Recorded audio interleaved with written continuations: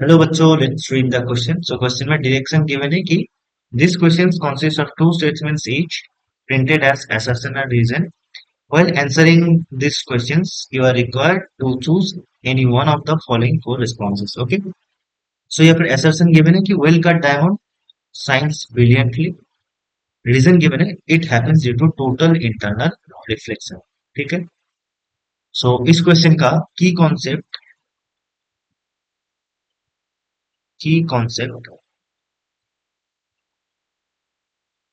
होगा application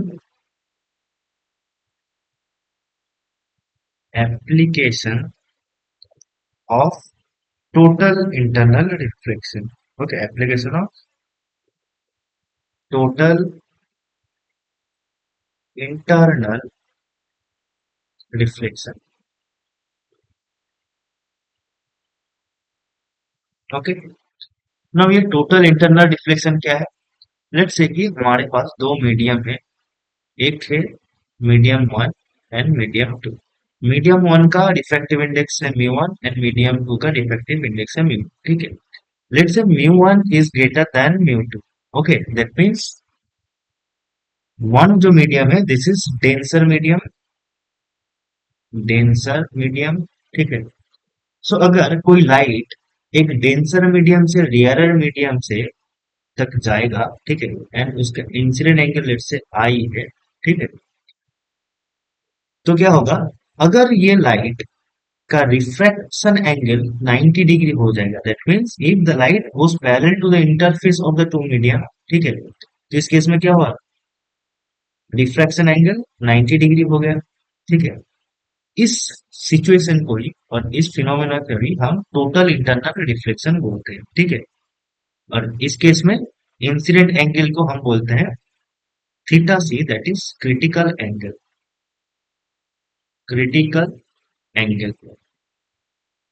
okay, ये कब होता है? जब लाइट डेंसर मीडियम से रेयरर मीडियम पे जाता है। ठीक है ना, यहाँ पर एसएसएन में क्या बोला गया है कि वेल का डायमंड साइंस ब्रिलियंटली। ठीक है, सो डायमंड के केस में क्या होता है? लेट्स से this is a diamond.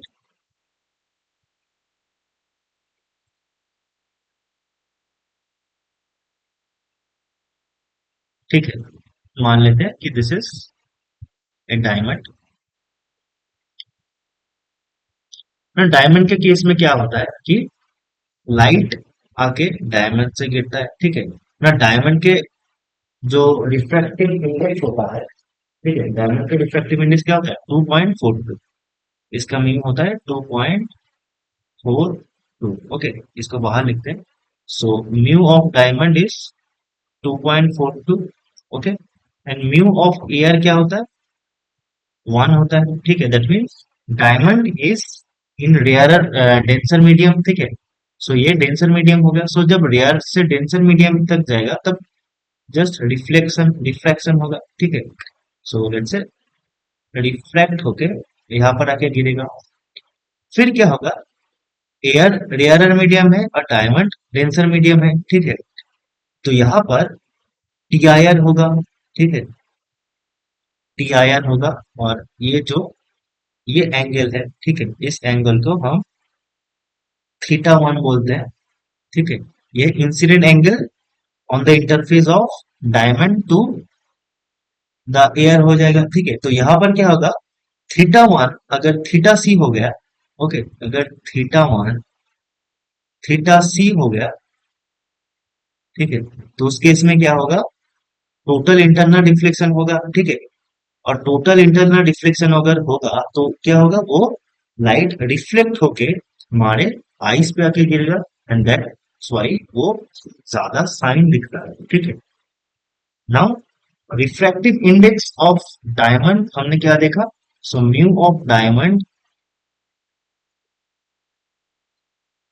Is 2.42। ठीक है, दैट मीन्स इस केस में theta C, that is critical angle, क्या हो जाएगा? That is sine inverse 1/θc।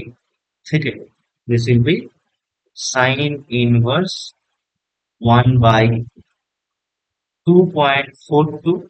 ये हो जाएगा 24.4 डिग्री। ओके, तो डायमंड के केस में क्रिटिकल एंगल होता है 24.4 डिग्री, ठीक है। नाउ म्यू ऑफ ग्लास क्या होता है, नॉर्मल ग्लास, ठीक है। नॉर्मल ग्लास का होता है 1.5, ठीक है। सो ग्लास के केस में थीटा सी डैश क्या होता है, that is critical angle of glass होता है साइन इनवर्स 1/1.5, ठीक है। ये होता है 41.8 डिग्री। ओके, और you can say it is nearly equals to 42 degree, ठीक है। तो यहाँ पर हम क्या देख सकते हैं कि डायमंड के केस में थीटा सी और कैसे क्रिटिकल एंगल कम है with respect to the glass, ठीक है। तो अगर थीटा सी कम होगा दैट मीन्स ज्यादा लाइट थीटा सी के बाहर होगा, ठीक है।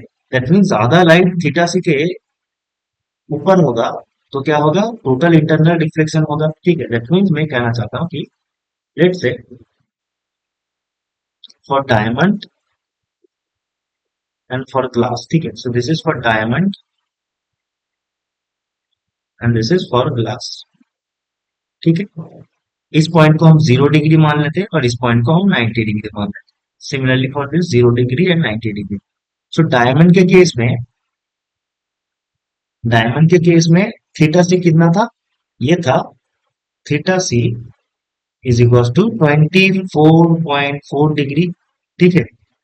और इसके केस में ग्लास के केस में थीटा सी कितना था, थीटा सी डैश था 42 डिग्री, ठीक है।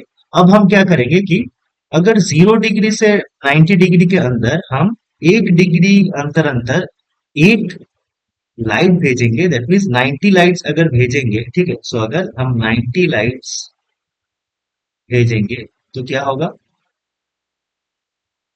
24 लाइट थीटा सी के अंदर होगा, दैट मीन्स वो रिफ्लेक्ट होके बाहर चला जाएगा, ठीक है। वो हम नहीं दिख पाएंगे, मतलब रिफ्लेक्ट नहीं होगा।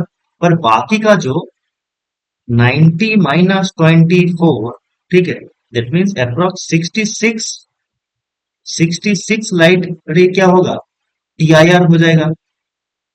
ओके, तो हम वो दिख पाएंगे as it reflects to our eye. Okay, so ये साइन ज्यादा करेगा। इसके केस में क्या होगा, 90 - 42, okay, this is equals to 48। So 48 light इस केस में टीआईआर होगा और नॉर्मल ग्लास, ठीक है। दैट मीन्स अगर हम 90 रेज भेजेंगे तो 66 रेज टीआईआर होगा in case of diamond, but 48 rays TIR होगा in case of glass. Okay, that means diamond के केस में हम ज्यादा टीआईआर दिख पाएंगे, दैट मीन्स ज्यादा साइन करेगा, ठीक है। सो असर्शन हमारा सही है, that is well cut diamonds science brilliantly, एकदम सही है, ठीक है। क्योंकि इसके केस में थीटा सी कम होता है। रीजन बोला है कि it happens due to total internal reflection, ये भी सही है क्योंकि क्यों हमें दिख रहा है, क्योंकि टोटल इंटरनल रिफ्लेक्शन हो रहा है, दैट मीन्स वो रिफ्लेक्ट होके हमारे आई पे आके गिर रहा है, ताकि that's why we see the diamond is shining, ठीक है। तो ये भी हमारा सही है and it is a correct explanation of assertion also, because क्योंकि टीआईआर हो रहा है, इसके वजह से ही हमें डायमंड साइन दिख रहा है, ठीक है। सो both reason and assertion are true and reason is correct explanation of the assertion. So option number A is our correct answer. Okay. Hope you understand it. Best of luck.